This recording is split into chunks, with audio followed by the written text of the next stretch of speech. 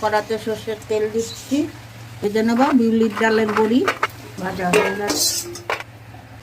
শিম, গাঠি কচু, নতুন আলু, লাউয়ের ডগা ডাঁটা, চেরা কাঁচা লঙ্কা, একটা পুঁইয়ের ডাঁটা, বেগুন, শুকনো লঙ্কা, তেজপাতা ফোড়ন দিচ্ছি, 5 ফোড়ন দিচ্ছি, মুগ ডাল দিচ্ছি। আর আমি সবজিগুলোকে ছেড়ে দেবো। নুন দিচ্ছি, আদা বাটা দিচ্ছি,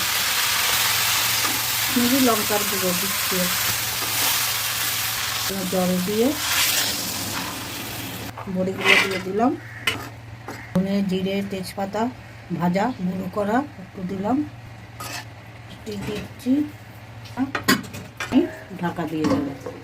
ঢাকনাটা খুলছি।